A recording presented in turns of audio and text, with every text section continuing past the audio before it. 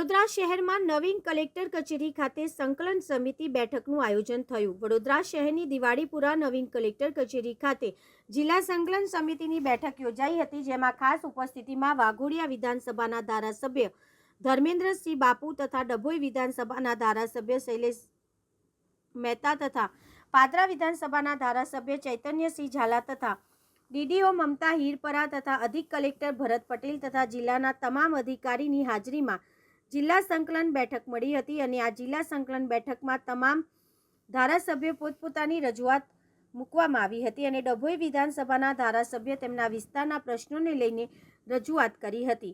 ત્યારે બીજી તરફ પાદરા વિધાનસભાના ધારાસભ્ય ચેતનસિંહ ઝાલાએ પણ પાદરા તાલુકામાં તેમના પ્રશ્નોને લઈને રજૂઆતો મૂકી હતી। તેવી રીતના વાઘોડિયા વિધાનસભાના ધારાસભ્ય પણ તેમના મુખ્ય પ્રશ્નોને લઈને ડીડીઓ મમતા હીરપરા અને અધિક કલેક્ટર ભરત પટેલની હાજરીમાં તેમના વિસ્તારના પ્રશ્નો મૂક્યા હતા। આજની સંકલન સમિતિની બેઠકમાં મુખ્ય પ્રશ્નોમાં સમિયાલા ચાંસદને જોડતો વેસ્ટર્ન બાયપાસ કે જેનું સંપાદન 2002માં કરવામાં આવ્યું હતું, પરંતુ કેટલાક કારણોસર આ જોઈન્ટ મારવામાં આવેલો નહોતો, જેથી કરીને ગઈ મિટિંગમાં પણ મારો પ્રશ્ન હતો।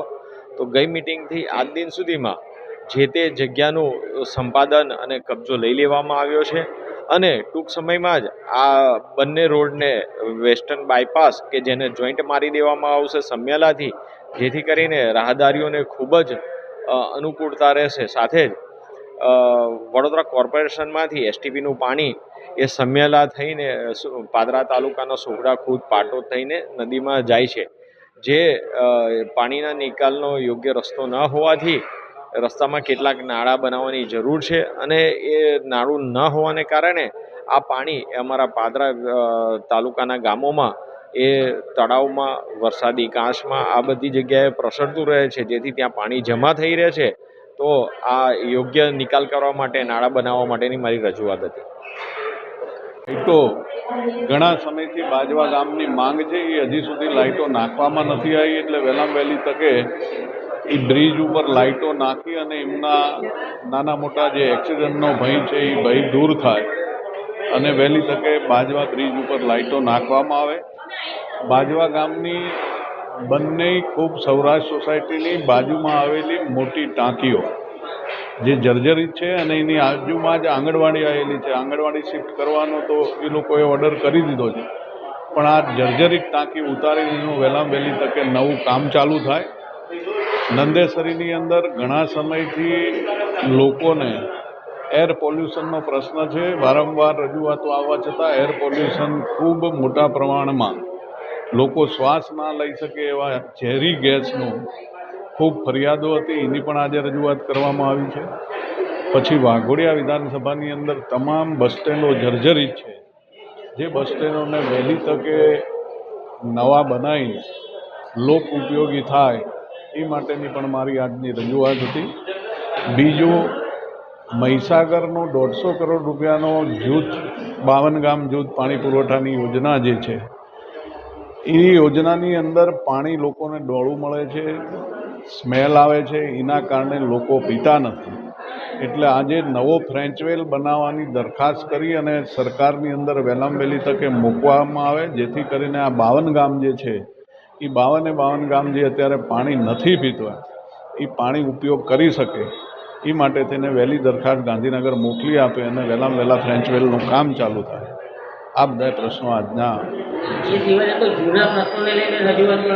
જૂના પ્રશ્નોમાં એવું છે કે ભાઈ સ્નાઇડર કંપની અમારું જે જૂથ પંચાયત કોટંબી એની અંદર ગામની વચ્ચોવચ્ચ જે પોલ નાખવામાં આવ્યો છે, એ પોલ હજી સુધી હટાયો નથી। 6 મહિના જૂની રજૂઆત છે, એટલે વહેલામાં વહેલી તકે આ પોલનું હટાવી અને ગ્રામજનોને જે રસ્તામાં મુશ્કેલી પડે છે એ મુશ્કેલી દૂર કરવાની આજે રજૂઆત હતી। એની અંદર પણ હજી એ લોકોએ 1 મહિનાનો ટાઈમ માગ્યો છે, એટલે આ બધા બીજા પણ 2-3 જૂના પ્રશ્નો હતા, એનું નિરાકરણ વહેલામાં વહેલી તકે આવે એવી આજની રજૂઆતો હતી ને એ લોકોએ ગંભીરતા લીધી છે કે ભાઈ આ જે કંઈ જૂના પ્રશ્નો છે એને 1-8 મહિનાની અંદર અમે નિરાકરણ લાવશું। વડોદરા જિલ્લામાં ડભોઈ ખાતે વઢવાણા તળાવ આવેલું છે. ઇરિગેશન માટેનું સૌથી મોટું તળાવ છે મધ્ય ગુજરાતનું. એની જે કેનાલો છે એ કેનાલો રિપેરિંગનું કામ ઇરિગેશન ડિપાર્ટમેન્ટે લીધું હોય, ખેડૂતોને જાણકારી ના હોય, ખેડૂતોને પાણીમાં તકલીફ થતી હોય, આનું ધ્યાન દોર્યું છે કે ખેડૂતોને જાણકારી કર્યા પછી જ આવા પાણીના સપ્લાય બંધ કરવા અને ખેડૂતોની મુશ્કેલીઓ ધ્યાન પર લેવી. સાથે જે કામગીરી હાથ પર લીધી છે બહુ ધીમી ગતિએ ચાલતી હોય, તાત્કાલિક એ કામગીરી પૂરી કરવી. એ લોકોએ અઠવાડિયામાં કામગીરી પૂરી કરવાની. અત્યારે યુદ્ધના કારણે જે ગેસના બોટલોમાં કાપ મૂકવામાં આવ્યો છે, ત્યારે જે સંસ્થાઓ નિઃશુલ્ક ભોજન પ્રસાદી આપતી હોય એવી સંસ્થાઓ, વૃદ્ધાશ્રમો અને વિદ્યાર્થીઓની જે હોસ્ટેલો છે, આ તમામ પર જો કાપ મૂકવામાં આવ્યો તો એ કાપ બંધ કરીને એ લોકોને પૂરતો ગેસના સિલિન્ડરોનો સપ્લાય આપવામાં આવે એવી અમે માંગણી કરી છે. સાથે DILR દ્વારા જે ખેડૂતોના ખેતરોનો સર્વે કરવામાં આવ્યો છે, એ સર્વેમાં વિસંગતતાઓ છે. એ વિસંગતતાઓ ધ્યાનમાં લઈ ફરીવાર સર્વે કરવો અને કેટલાક સર્વેયરો કોઈ ખોટી ડિમાન્ડ કરતા હોય ખેડૂતો પાસે, તો એને ધ્યાનમાં લઈ તાત્કાલિક એ લોકો પર પગલાં લેવા જોઈએ એવું અમે કીધું છે.